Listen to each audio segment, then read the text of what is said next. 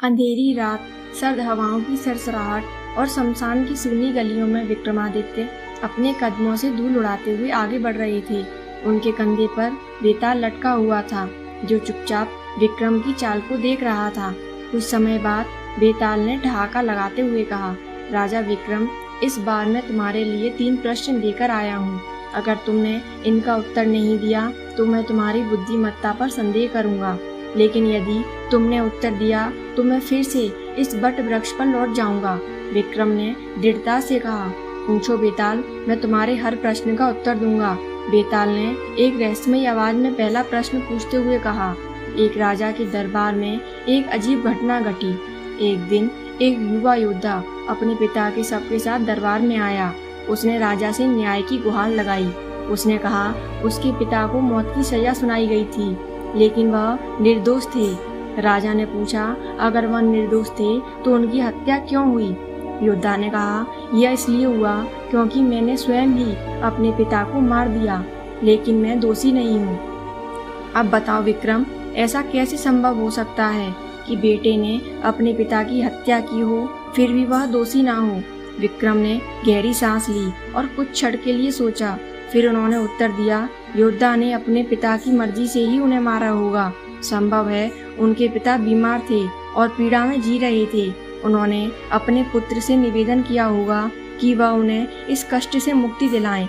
ऐसे में पुत्र ने अपने पिता की इच्छा अनुसार उन्हें मारा, लेकिन यह कृतज्ञ करुणा और सहानुभूति से प्रेरित था, इसलिए वह दोषी नहीं ठहराया जा सकता।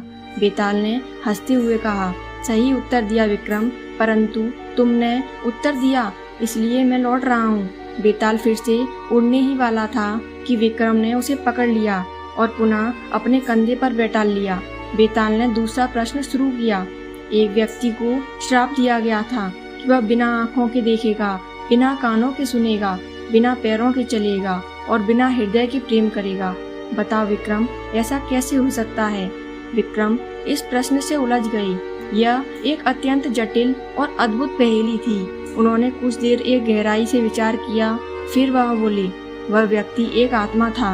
आत्मा को आँखें, कान या पैरों की आवश्यकता नहीं होती, फिर भी वह देखती, सुनती और चलती है। बेताल ने पूछा, और प्रेम? विक्रमादित्य ने कहा, आत्मा का प्रेम शुद्ध और शाश्वत होता है, जो हृदय से परे होता है। बेताल ने एक बार फिर हंसते हुए कहा, तुम्हारी बुद्धिमत्ता अपार है राजा विक्रम, लेकिन तुमने उत्तर दिया इसलिए मैं लौट रहा हूँ। विक्रम ने फिर से बेताल को पकड़ लिया और बिना हारे चलने लगे। अब बेताल ने सबसे कठिन और रहस्यमयी प्रश्न पूछा। एक बार एक राजा के दरबार में एक अद्भुत शिल्पकार आया। उसने राजा को एक अनोखी मूर्ति दी जो बोलती थी। मूर्ति ने राजा से कहा, उसे एक पहेली हल करनी होगी। अगर उसने सही उत्तर दिया तो वह अमर हो जाएगा, लेकिन यदि उसने गलत उत्तर दिया तो वह तुरंत मर जाएगा। मूर्ति ने राजा से पूछा, एक ऐसा जीव बताओ जो मरने से पहले जन्म लेता है, जीने से पहले मर जाता है और बोलने से पहले खामोश हो जाता है। अब बताओ विक्रम, वह जीव कौन है? विक्रम ने इस प्रश्न को सुना और उनके मस्तिष्क में मानो तूफान चलने लगा। यह पहेली अत्यंत कठिन थी। कई क्षणों तक विक्रम ने चुपचाप विचार किया। अंत में वह बोले, वह जीव अंडा है। अंडा मरने से पहले जन्म लेता है क्योंकि उसे तोड़कर ही जीवन आरंभ होता है। जीने से पहले वह मर जाता है क्योंकि उसमें से जी बाहर निकलता है, और वह खामोश होता है क्योंकि जन्म से पहले उसमें कोई स्वर नहीं होता। बेताल अब गंभीर हो गया। उसने कहा, विक्रम, तुमने हर प्रश्न का सही उत्तर दिया। तुम्हारी बुद्धिमत्ता और साहस अपार हैं। अब मैं तुम्हें साधु के भयानक उद्देश्य के बारे में बताऊंगा। बेताल ने विक्रम को सारी सच्चाई बताई कि साधु उसका उपयोग तांत्रिक शक्तियों के लिए करना चाहता था। विक्रम ने बेताल की मदद से उस साधु को पराजित किया और अपनी न्यायप्रियता से पूरे राज्य को एक और संकट से बचा लिया।